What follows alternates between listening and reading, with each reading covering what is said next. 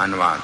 मैंने भगवान के उस दिव्य रूप को पुनः देखना चाहा, लेकिन अपने हृदय में एकाग्र होकर उस रूप का दर्शन करने के सारे प्रयासों के बावजूद मैं उन्हें ना देख सका।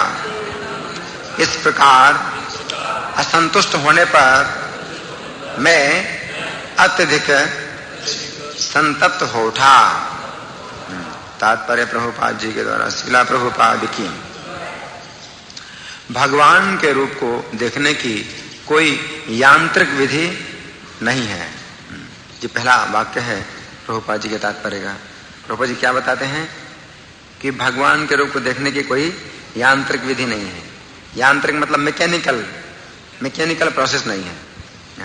मैकेनिकल का मतलब है कि आप इस प्रकार के आसन पर बैठो, इस प्रकार से आप नासिका के अग्रभाग को देखो, सिर, ग्रीवा और कंधे को एक सीध में रखो।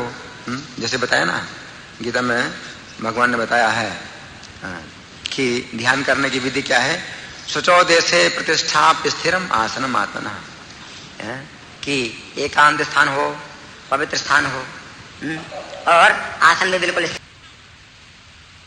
योगम आत्मविशुद्ध है। फिर उस आसन पर बैठ करके और योग का अभ्यास करो।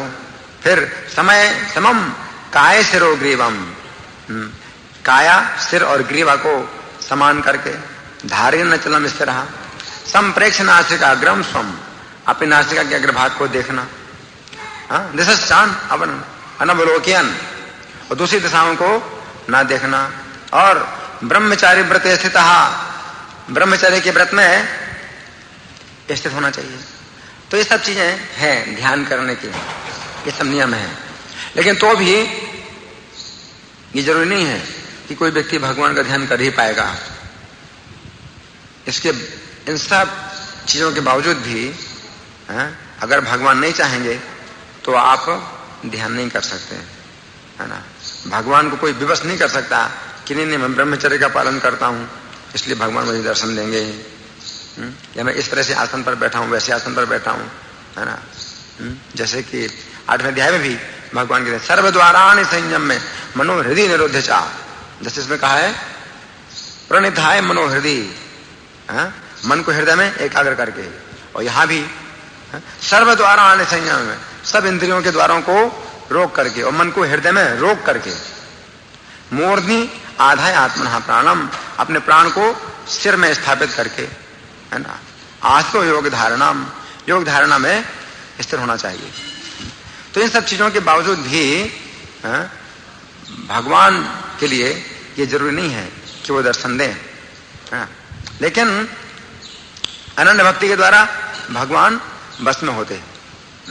इसलिए भगवान कहते हैं अनन्य चेता सततम जो माम स्मरत नित्य सहा, अनन्य चित्त से जो मेरा स्मरण करता है नित्य, तस्याहम सुलभा, उसके लिए मैं सुलभ हूं। नित्य युक्त योगिना, तो उसके लिए भगवान हमेशा सुलभ है। जब चाहे तब भगवान का दर्शन कर सकता है। वेदेषु दुर्लभम अदुर्लभम आत्म भक्तों, तो अपने भक्तों के लिए वो दुर्लभ नहीं है, अदुर्लभ है।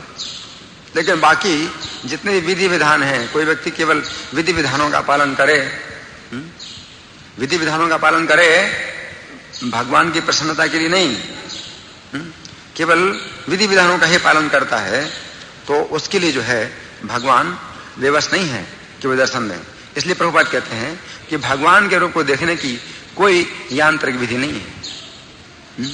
तो यहां पर हम जो सुन रहे हैं कई दिनों से, एक ही कथा है, एक ही घटना है कि नारद जी पिछले जन्म में दासी पुत्र थे और उनकी माता का देहांत हो गया।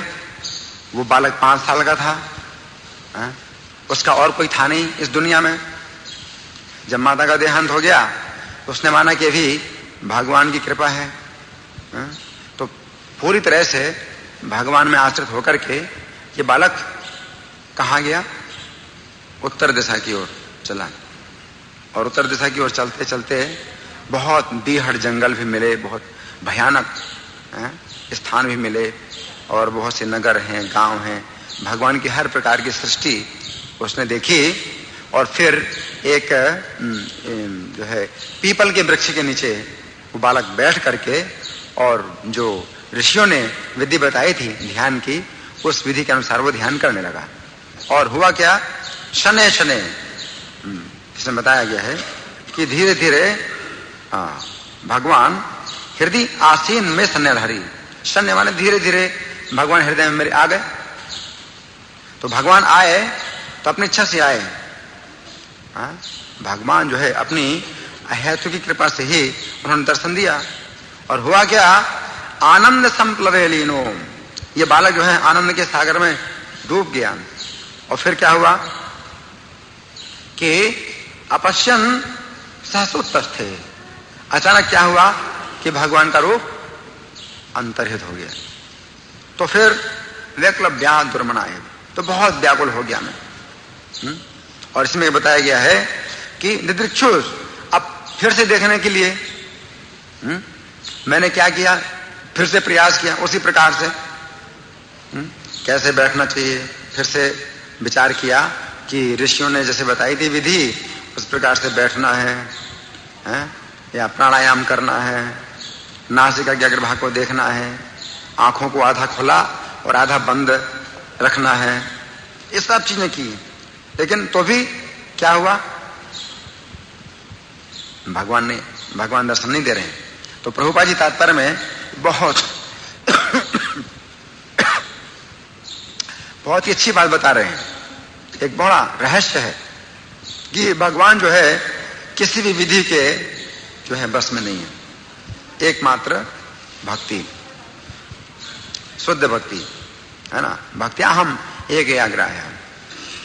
तो भगवान जो है केवल एक भक्ति के द्वारा ही ग्रहण किए जा सकते हैं, बस में किए जा सकते हैं, और कोई विधि नहीं है। तो उस बालक ने सोचा था कि जो विधि है उस विधि के अनुसार मैं भगवान को पकड़ सकता हूं, लेकिन नहीं, यांत्रिक विधि नहीं, ये संपूर्णतया भगवान की अहेतु की कृपा पर निर्भर करता है। हम भगवान से यह मांग नहीं कर सकते कि वे हमारी दृष्टि के समक्ष उपस्थित हो जाएं। ठीक वैसे ही जैसे कि सूर्य से हम ये मांग नहीं कर सकते कि वह हमारी इच्छानुसार उदय हुआ करे, सूर्य स्वेच्छा से उदय होता है, उसी तरह से भगवान भी अपनी अहेतु की कृपावशी उपस्थित होते हैं। तो इससे क्या पता चलता है कि जो लोग जो मायावादी हैं वो क्या कहते हैं कि ध्यान करो अपनी कल्पना से, अपनी कल्पना के अनुसार आप भगवान के किसी भी रूप का ध्यान करो। तो यहां पर जो बात समझाई गई है वो क्या है कि भगवान कोई कल्पना नहीं है कि अपनी कल्पना से आप जो है ना ध्यान करो, जैसे चाहो कल्पना कर लो। जो मायावादी हैं वो क्या कहते हैं कि आप अपनी इच्छा के अनुसार, अपनी कल्पना के अनुसार भगवान का ध्यान करो। तो कल्पना तो जो है फिर हमारे बस में है, हम जैसी कल्पना करना चाहें वैसी कल्पना कर सकते हैं, जब चाहें तब कल्पना कर सकते हैं भगवान की। लेकिन यहां पर जो भगवान का रूप उस बालक को दिखाई दिया है वो कैसा था, मनाह कांतम सुचापहम, जितना भी शोक है वो सब दूर हो रहा था भगवान के उस रूप से, है? आनंद समुद्र में। तो अपनी कल्पना से अगर आप भगवान के रूप की अगर आप कल्पना करते हैं तो वो ऐसा रूप नहीं होगा जैसे आपके सब शोक दूर हो जाएं। जो भगवान का असली रूप है ना, जब भगवान प्रकट करते हैं तो वो होता है जिससे आपके सब शोक दूर होते हैं। तो यहां प्रभुपाद लिख रहे हैं कि सूर्य स्वेच्छा से उदय होता है, उसी तरह से भगवान भी अपनी अहेतु की कृपावशी उपस्थित होते हैं। मनुष्य को चाहिए कि उपयुक्त अवसर की प्रतीक्षा करे और भगवान की सेवा के लिए अपने नियत कर्म करता रहे। मतलब भगवान को प्रसन्न करने के लिए आप कार्य करो। भक्ति सिद्धांत महाराज क्या कहा करते थे कि भगवान को देखने का प्रयास ना करो, लेकिन भगवान को प्रसन्न करने के लिए कार्य करो, तो भगवान आपको देखेंगे। इसका ये मतलब नहीं है कि भगवान को देखने की इच्छा ना करो।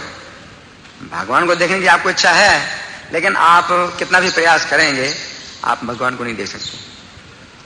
लेकिन जब भगवान आपको देखने की इच्छा करेंगे तो तुरंत भगवान आपको अपने पास बुला सकते हैं, आपके पास आ सकते हैं। भगवान के लिए कोई दिक्कत नहीं। जैसे भारत के प्रधानमंत्री हैं, है ना, आप अगर उनको देखना चाहते हैं तो बहुत मुश्किल है, आप उनके पास भी नहीं जा सकते हैं और ना वो आप उनको बुला सकते हैं अपने पास। लेकिन अगर वो आपको देखना चाहते हैं तो जब चाहें तो आपके घर में आ सकते हैं या अपने ऑफिस में वो बुला सकते हैं। उनके लिए दोनों बातें संभव है। वो आपके घर में भी आ सकते हैं तुरंत और अपने घर में भी वो बुला सकते हैं आपको तुरंत, कोई दिक्कत नहीं है। कहीं भी हो, कहीं से भी वो किसी को बुला सकते हैं या किसी के पास जा सकते हैं प्रधानमंत्री। उसी प्रकार से भगवान किसी भी भक्त के पास आ सकते हैं, किसी भक्त को अपने पास बुला सकते हैं, उनके लिए कोई दिक्कत नहीं। तो मतलब यह है कि उनकी प्रसन्नता के लिए कार्य करना चाहिए। प्रभुपाद लिख रहे हैं तात्पर्य में कि मनुष्य को चाहिए कि उपयुक्त अवसर की प्रतीक्षा करे और भगवान की सेवा के लिए अपनी नियत कर्म करता रहे। नारद मुनि ने सोचा कि वे भगवान को पुनः उसी यांत्रिक विधि से देख सकेंगे जिससे वे प्रथम प्रयास में सफल हुए थे, लेकिन भरसक प्रयत्न करने पर भी उनका दूसरा प्रयास सफल नहीं हो पाया। भगवान समस्त प्रकार के बंधनों से मुक्त हैं, वे केवल अनन्य भक्ति के बंधन से बांधे जा सकते हैं। वे ना तो हमारी इंद्रियों द्वारा दृश्य हैं, न अनुभव गम्य हैं। वे जब भक्ति के निष्ठावान प्रयास से प्रसन्न होते हैं और जब चाहते हैं तब स्वेच्छा से ही देखते हैं। तो कोई भी भक्त ये दावा नहीं कर सकता कि नहीं मैं तो भक्त हूं भगवान का, इसलिए मैं अपनी मर्जी से जब चाहूं तब भगवान को देखूं। नहीं, इसलिए भक्त विरह का अनुभव करते। चैतन्य महाप्रभु के शिक्षाष्टक में बताया गया ना, वो राधा रानी का ही भाव है। अंतिम श्लोक, आश्लिष्य वा पादरताम पिनष्टुमाम अदर्शनान मर्म हताम करो दुआ। जब राधा रानी को भी वो जो है विरह प्रदान करते हैं, राधा रानी की भी इच्छा के अनुसार अगर भगवान दर्शन नहीं देते हैं तो कौन कह सकता है कि नहीं मेरी इच्छा के अनुसार भगवान दर्शन देंगे। राधा रानी को भी जो है अगर भगवान जब चाहें तो छोड़ सकते हैं। तो अदर्शनान मर्महताम करो तो वो मुझे मर्माहत करें दर्शन न दे करके, लेकिन मत प्राणनाथ अस्तु स एव ना, वही मेरे प्राणनाथ हैं और कोई दूसरा नहीं। अनन्य अनन्य भक्ति यही है। फिर भी भगवान राधा रानी के बस में है, लेकिन फिर भी हमेशा नहीं है। भगवान राधा रानी के भी बस में हमेशा नहीं है, क्योंकि वो स्वतंत्र भी हैं और वो कभी अगर त्याग देते हैं राधा रानी को तो वो त्याग सकते हैं। तो इस तरह से ये बात भी निश्चित है कि भगवान सर्वतंत्र स्वतंत्र है ना। कोई उनको जो है दावा नहीं कर सकता कि मैं जो है उनको देख सकता हूं। तो इसलिए चैतन्य महाप्रभु ने जो है हमें ये विधि दी, क्या, भगवान के विरह का अनुभव करने की। ये श्रेष्ठ आराधना है। चैतन्य महाप्रभु ने जो भगवान की आराधना की है विरह भाव में, तो श्रेष्ठ आराधना है। और प्रभुपाद जी भी यही कहा करते थे कि आप विरह का अनुभव करो भगवान के।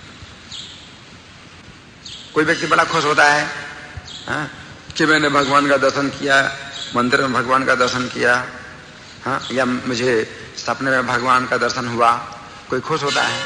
लेकिन प्रभुपाद जी कहते हैं कि यह भक्ति नहीं है, ये श्रेष्ठ भक्ति नहीं है कि हम खुश होते हैं। जैसे कि नारद जी ने भगवान का दर्शन किया तो क्या वो खुश हुए? नहीं, दुखी हुए, दुखी हैं।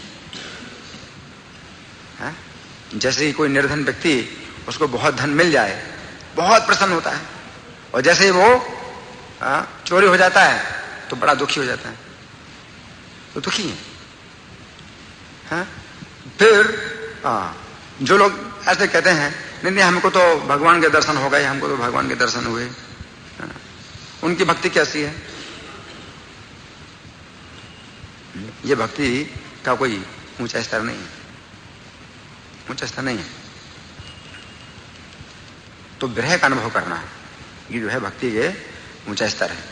इसलिए चैतन्य महाप्रभु क्या कहते हैं, युगायितम निमेषेण चक्षुषा प्रावृसायितम शून्यायितम जगत सर्वम गोविंद विरहेण में। अगर किसी को भगवान का दर्शन हुआ सचमुच, तो उसको फिर जो है सब जगत सोना लगना चाहिए, तृण के समान। ये पूरा जगत जो है तिनके के समान है, कूड़ा कचड़ा है, कुछ भी नहीं है, कुछ भी अच्छा नहीं लगना चाहिए। ये मतलब ये है भगवान का दर्शन। इसमें जो है जो बताया गया है, दिदृक्षु तत् अहम भूयः।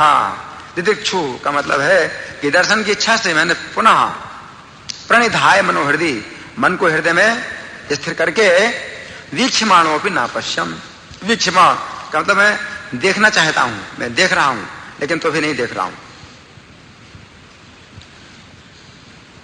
वीक्षमाण का मतलब है मैं देख रहा हूं यानी ढूंढ रहा हूं। जैसे गीता में भगवान कहते हैं यो माम पश्यति सर्वत्र, जो सब जगह मुझे देखता है। इसका मतलब यह भी हो सकता है कि वो सब जगह भगवान को ढूंढ रहा है। यो माम पश्यति सर्वत्र, इसका यह भी मतलब है। जैसे गोपियां ढूंढ रही हैं कृष्ण को हर जगह, है कि नहीं? तो भगवान को सर्वत्र देखने का मतलब यह भी है कि वो भगवान को सब जगह ढूंढ रहा है कि भगवान कहां है। हरि बोल, हरे कृष्ण, हरि बोल,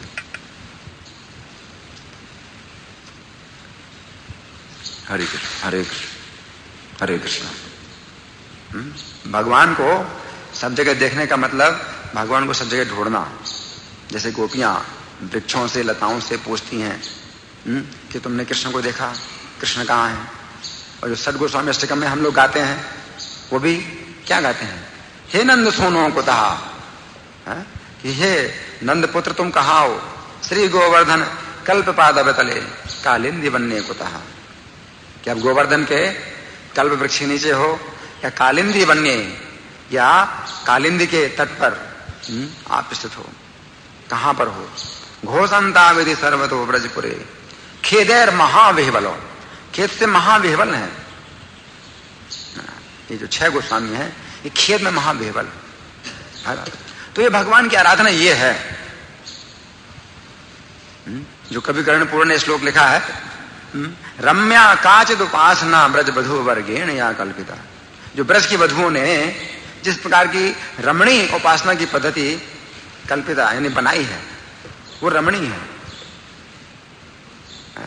चैतन्य महाप्रभु मतमिदम, ये चैतन्य महाप्रभु का मत है। भगवान की उपासना की जो श्रेष्ठ विधि है, आनंददायक विधि है, वो क्या है? क्या विधि है? भक्ति योग में भी कौन सी विधि रमणीय है, आनंददायक है? विरह की, भगवान के विरह का अनुभव करना है ना। ब्रजवधु वर्गेण, ब्रजवधु ने भगवान के विरह में जो आराधना की भगवान की वो रमणीय है, वो श्रेष्ठ है। इस तरह से भगवान ज्यादा निकट हैं, भक्त के भगवान के ज्यादा निकट हैं। तो वीक्षमाण का मतलब ये भी है कि जो व्यक्ति ढूंढ रहा है, जैसे परीक्षित महाराज जो है हर व्यक्ति के चेहरे को देखते थे। गर्भ में उन्होंने भगवान का दर्शन किया तो जैसे गर्भ से बाहर निकले तो रोए नहीं, वो सबका मुंह देख रहे थे, परीक्षा कर रहे थे, सबका मुंह देख करके परीक्षा कर रहे थे कि वो कहाँ है। देखने की इच्छा होना, भक्त के अंदर भगवान को देखने की इच्छा होती है हमेशा, लेकिन वो देखने का प्रयास नहीं करता, क्योंकि वो जानता है कि हमारे प्रयास से भगवान कोई हमारे नौकर नहीं है कि जो दर्शन दे। कोई नास्तिक है वो कहता है मैं भगवान को नहीं मानता, अगर भगवान है तो मुझे दिखाओ। तो प्रभुपाद जी कहते हैं कि भगवान तुम्हारे नौकर हैं क्या? क्या भगवान को कोई इससे कुछ घाटा होता है कि आप नहीं मानते भगवान को? कि भगवान आए तुम्हारे सामने, भाई मानो मुझको, देख लो मैं ये हूं। भगवान को क्या जरूरत है? कि आपके पास आए। तो ये विधि नहीं है। भगवान को जो है प्रसन्न करने की विधि है उनके विरह का अनुभव करना, है ना।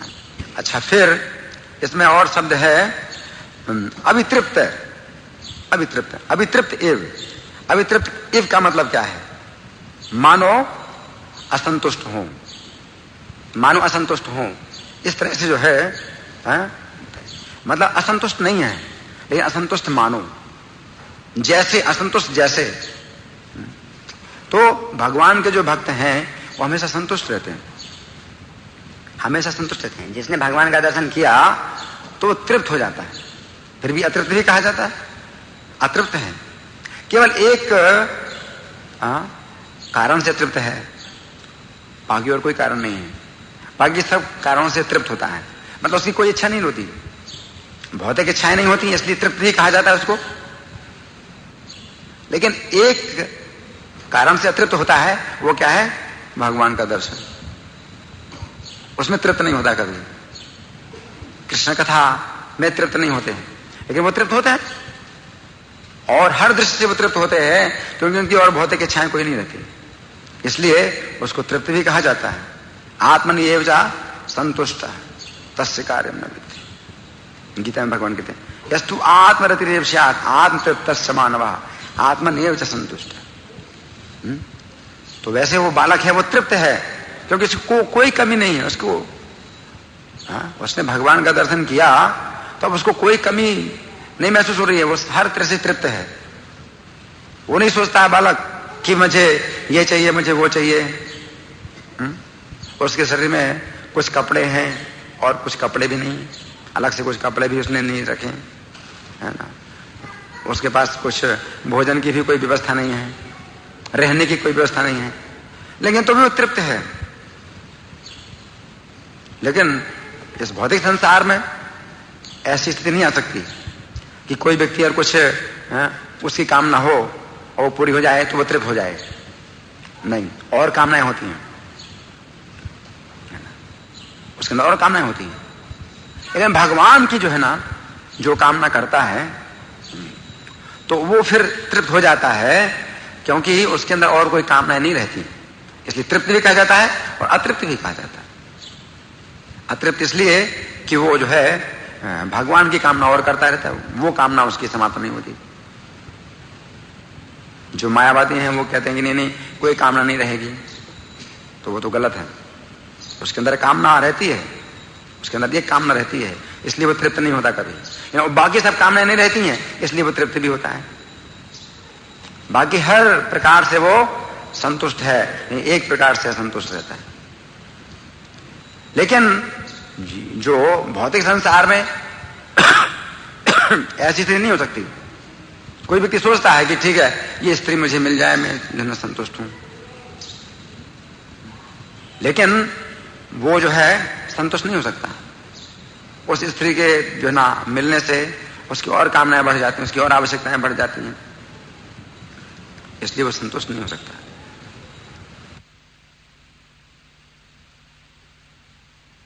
गीता में भगवान कहते हैं बहुशाखा हिनंताश्च बुद्ध योग्य विषाई नाम।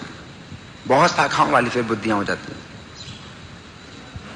एक कामना को पूरी करते हैं तो 50 कामनाएं। और गीता में भगवान क्या कहते हैं? आशा 5 सतैरबद्धा काम क्रोध परायणा। सैकड़ों आशाओं के बंधनों से बंधे हुए, प्रलयांताम उपाश्रिता, है ना। चिंताम परमेयाम च प्रलयांताम उपाश्रिता। मृत्यु पर्यंत अनेक चिंताओं से भरे रहते हैं। लेकिन हां, ऐसे गीत बनाए जाते हैं,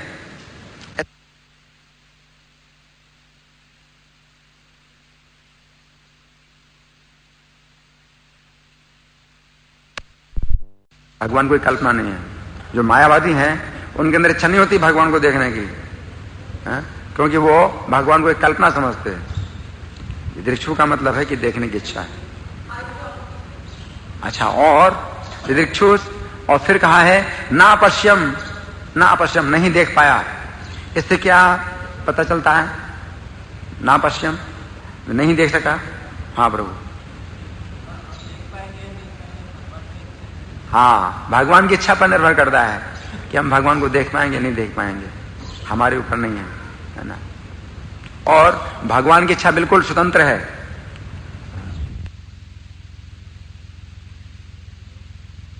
यद्यपि वो अपने अनन्य भक्तों के बस में है, लेकिन फिर भी वो स्वतंत्र भी है साथ साथ। इसका प्रमाण राधा रानी को भी छोड़ देते हैं। हरि बोल, हरि बोल। राधा रानी को भी छोड़ देते हैं भगवान। फिर किसकी बात कही जाए, किसकी बात कही जाए कि किसको वो नहीं छोड़ सकते। लेकिन अनन्य भक्ति का यही मतलब है कि वो मुझे दर्शन दें या दर्शन ना दें, लेकिन वो क्या है, मेरे प्राणनाथ, मेरे प्राणों के नाथ वही हैं। हम भगवान को कोई शर्त में नहीं बांध सकते कि नहीं मैं आपका भक्त हूं तो आप मुझे दर्शन दो, मुझे ये करो, मुझे वो करो। ये नहीं हो सकता है, उनकी इच्छा है ना पश्यम। और फिर अभितृप्त, ये जो शब्द है इससे क्या पता चलता है?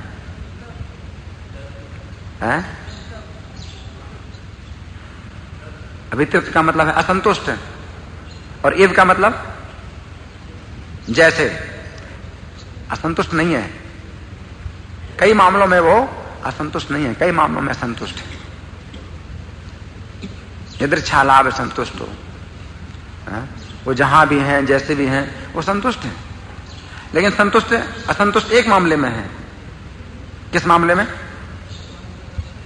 कि भगवान का दर्शन नहीं हो रहा है ना। तो केवल यही मतलब, इसको कहते हैं एकांत की भक्ति, एकमात्र। उस भौतिक संसार में कैसा होता है? नहीं होता। इस भौतिक संसार में नहीं होता है कि कोई व्यक्ति कहे कि नहीं मेरी ये कामना पूरी हो जाए तो बस मैं और कोई कामना नहीं करूंगा। ऐसा नहीं होता है। लेकिन कहता है व्यक्ति, सोचता है कि हाँ बस मेरी ये कामना पूरी हो जाए, बस फिर मेरी कोई कामना नहीं, मुझे घर मिल जाए बस, फिर कुछ नहीं चाहिए मुझे, मुझे कार मिल जाए तो बस मुझे कुछ नहीं चाहिए, कहता है। लेकिन नहीं, गीता में भगवान ने क्या कहा इसके बारे में? बहुशाखा अनंतास्य व्यवसायत्मिका बुद्धि रेखे है करो नंदन।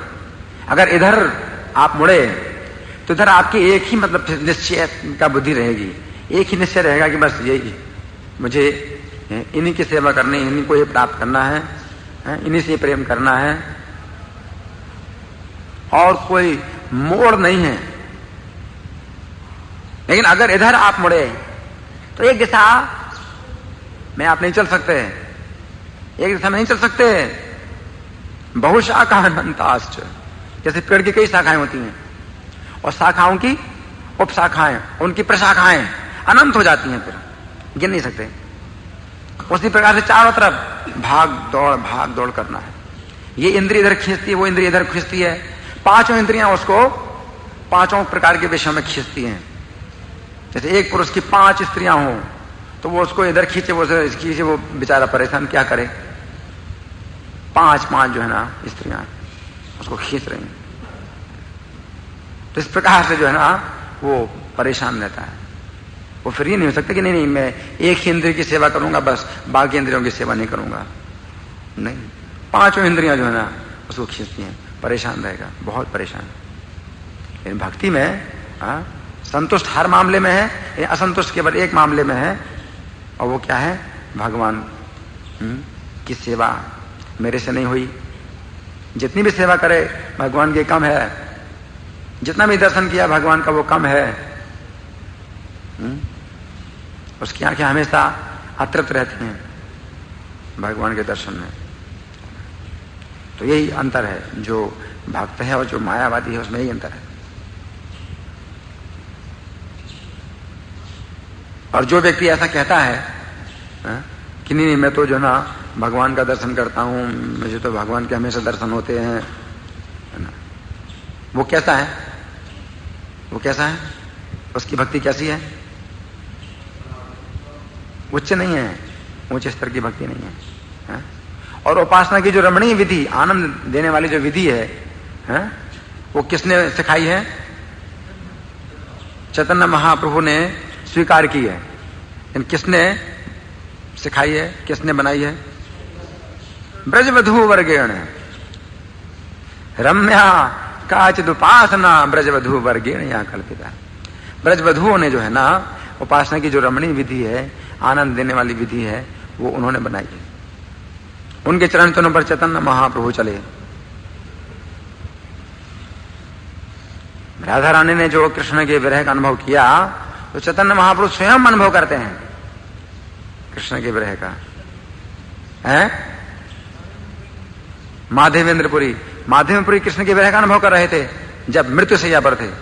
तो रामचंद्रपुरी ने कहा, है? क्या कहा कि अरे आप तो ज्ञानी हो, ब्रह्म ज्ञानी हो, हैं? आप हरि बोल हैं? ये हृदय ही मथुरा है और इसी में ही ब्रह्म विराजमान है और आप ही ब्रह्म हो, फिर किसके विरह का अनुभव कर रहे हो? तो माधवेंद्रपुरी ने क्या कहा? चला जा मेरी आंखों के सामने से, तेरा मुंह देखूंगा तो मैं नरक में जाऊंगा, क्योंकि वो कैवल्य मोक्ष है, नरक के समान है। कैवल्य मोक्ष नरक के समान है। तो कैवल्य मोक्ष की जो है प्राप्ति, वही मैं ही ब्रह्म हूं बस, है? कोई विरह नहीं है भगवान का, वो भक्तों के लिए नरक के समान है। तो उनका तेरा मुंह देखूंगा तो मैं नरक में जाऊंगा, तू मेरे आंखों के सामने से चला जाए। ईश्वरपुरी जो थे वो माधवेंद्रपुरी की भावनाओं का आदर करते थे, आदर करते थे और उनकी सेवा करते रहे। तो उनको जो है माधवेंद्रपुरी ने आशीर्वाद दिया कि तुम्हें जो है तुम्हारे जैसा शिष्य प्राप्त होगा। तो चैतन्य महाप्रभु साक्षात उनके शिष्य बने। और चैतन्य महाप्रभु भी जब विरह का अनुभव करते थे जगन्नाथपुरी में, तो 2 लोग उनके साथ थे केवल। कौन? स्वरूप दामोदर और रामानंद राय, जो कि उनकी विरह की भावनाओं को समझ करके और उसी के अनुसार वो कविताएं सुनाते थे, गीत गोविंद की कविताएं सुनाते थे, उनके भाव को पुष्ट करने के लिए। ये नहीं खंडन करना नहीं। चैतन्य महाप्रभु जिस समय जिस भाव में होते, विरह के भी कई प्रकार के भाव होते हैं, तो उनमें जैसी जैसी अनुभूतियां चैतन्य महाप्रभु करते हैं, तो विद्यापति के गीत या चंडीदास के गीत या गीत गोविंद के जो पद हैं वो गा करके वो सुनाते थे चैतन्य महाप्रभु के उस भाव को पुष्ट करने के लिए। किसी प्रकार का रसाभास ना हो। तो 2 ही लोग जो है ना चैतन्य महाप्रभु के साथ होते थे। जैसे राधा रानी के साथ में ललिता विशाखा रहती हैं, तो ललिता विशाखा जो स्वरूप दामोदर हैं वो क्या है? विशाखा। और रामानंद राय ललिता है। तो ये ललिता विशाखा जैसे राधा रानी के साथ रहती हैं, तो चैतन्य महाप्रभु जब राधा भाव में है, तो ये ललिता विशाखा ही जो है ना रामानंद राय और स्वरूप दामोदर के रूप में चैतन्य महाप्रभु के साथ रहते हैं, उनके भाव को पुष्ट करने के लिए, कृष्ण की उन लीलाओं का स्मरण कराते हैं चैतन्य महाप्रभु को, जिससे उनका वो विरह भाव पुष्ट हो। हर कोई समझ नहीं सकता, इसलिए चैतन्य महाप्रभु हर व्यक्ति के सामने वो अपने विरह का प्रदर्शन नहीं करते थे कि आंसू बहाएं। तो ये भी चीज है कि जो समझने वाला नहीं है, तो जो भक्त लोग हैं वो ये चीजें दिखाते नहीं हैं। प्रभुपाद जी भी दिखाते नहीं थे, सामान्य जनता में प्रभुपाद जी ने कभी नहीं दिखलाया। उनके प्रवचन हैं, उनकी पुस्तकें हैं, वही सिद्धांत बताते हैं, वही शिक्षा बताते हैं कि हरे कृष्ण का जाप करना चाहिए, क्यों जाप करना चाहिए, आपको मनुष्य का जीवन क्यों प्राप्त हुआ है, यही बताते। पब्लिक में जो है ना ये सब चीजें नहीं दिखाते। कभी प्रभुपाद जी के आंखों से अश्रु बहते थे, लेकिन रोक लेते थे, प्रभुपाद जी रोक लेते थे और आगे जो है ना वो प्रकट नहीं करते थे उनके जो भाव थे। लेकिन प्रभुपाद जी भी विरह में थे और बहुत विरह में थे, वो साक्षात भगवान के धाम से आए थे, तो उनको कितना विरह सताता होगा। लेकिन नहीं, वो जानते थे कि वो किस कार्य से आए हैं और कैसे लोगों के साथ कैसी बातें करनी चाहिए, इसलिए वो छिपाते थे, गुप्त रखते थे। इसलिए चैतन्य महाप्रभु जो है चर्चा करते थे अगर इस राधा भाव की, तो केवल 3.5 लोगों के साथ, है? उनके साथ केवल 3.5 लोग थे। कौन कौन थे? स्वरूप दामोदर, रामानंद राय, शिखी माहिती और उनकी जो बहन थी माधवी। हाँ, माधवी। वो आधा माना गया, उसको आधा माना गया क्योंकि स्त्री है, इसलिए 3.5 लोग ही थे केवल इसको समझने के लिए। खैर, वो माधुर्य भाव था। ये जो बालक है ये विरह का अनुभव कर रहा है, ये शांत भाव में। नारद जी हैं वो शांत भाव में है, तो हर भाव में विरह का अनुभव होता है भक्त को। दास भाव में भी विरह का अनुभव करते हैं भक्त, सखा भाव में भी विरह का अनुभव करते हैं भक्त। अर्जुन जब कृष्ण से दूर होते हैं तो विरह का अनुभव करते हैं। उद्धव जी भी सखा हैं कृष्ण के, विरह का अनुभव करते हैं। तो ये मतलब नहीं है कि माधुर्य भाव में ही विरह का अनुभव हो, प्रत्येक भाव में विरह का अनुभव होता है। कोई प्रश्न किसी का?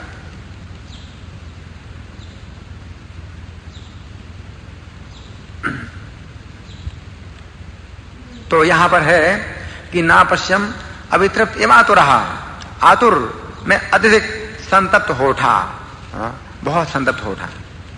तो विरह की जो है ना जो ज्वाला है तो वो प्रदीप्त हो गई, बहुत जल गई, जलने लगी। जैसे रामायण में हम पढ़ते हैं, वाल्मीकि रामायण में, कि भगवान राम को जो है इतना विरह हुआ सीता का, इतना ज्यादा विरह हुआ कि उनके शरीर से आग निकलने लगी। वो भभक उठी, जैसे मिट्टी का तेल में आग पकड़ लेती है ना, तो भभकती है आग, कैसे उनके शरीर से आग भभकने लगी। उस समय बानरों के बीच में थे भगवान, और उनको सूचना मिली कि इंद्रजित ने सीता जी का गला काट दिया। वो माया की सीता थी।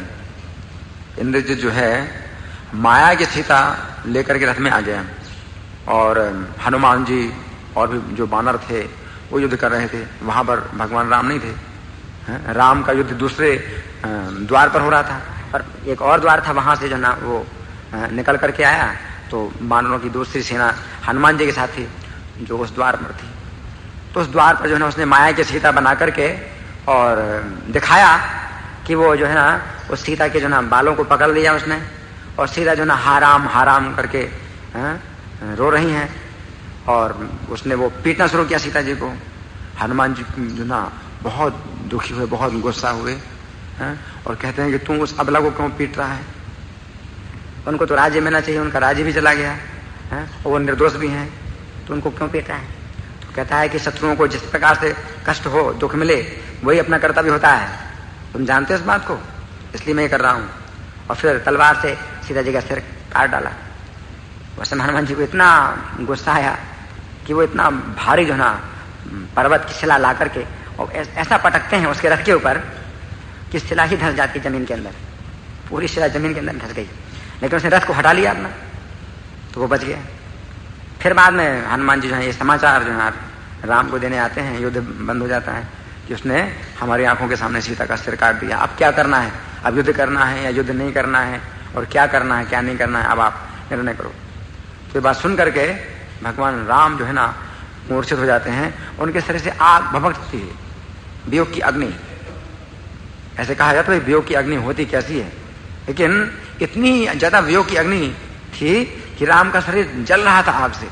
उसमें हनुमान आदि जितने बंदर हैं वो सब क्या करते हैं, समुद्र का पानी लाते हैं, समुद्र के पानी से जो ना उस आग को शांत करते हैं। तेजी से जलने लगे भगवान राम, पूरा शरीर जलने लगा। बाद में फिर विभीषण ने उनको समझाया कि नहीं नहीं, वो असली सीता हो ही नहीं सकती। असली सीता जो है ना रावण की सुरक्षा में है, और इतनी सुरक्षा है कि उनको लाने के बाद क्या कोई देख नहीं सकता सीता को। केवल राक्षसियों के द्वारा घिरी हुई, कोई पुरुष जो है ना देख नहीं सकता। रावण की जो है ना वो सुरक्षा में सीता है, पुरुष राक्षस देख भी नहीं सकता सीता को। राक्षसियां ही हैं जो देखती हैं या उनको समझाती हैं, डांटती हैं, और किसी प्रकार से जो है धमकी देते हैं सीता जी को। स्त्रियां हैं, स्त्रियों के बीच में ये हो नहीं सकता कि इंद्रजित जो है सीता को देख सके, वो नहीं देख सकता सीता को, माया की सीता है। जब भगवान राम ने सुना तब उनको चैन हुआ, तब फिर वो आगे युद्ध करते हैं। ठीक है, धन्यवाद। ग्रंथराज श्रीमद् भागवतम की, जगत गुरु शिला प्रभुपाद की।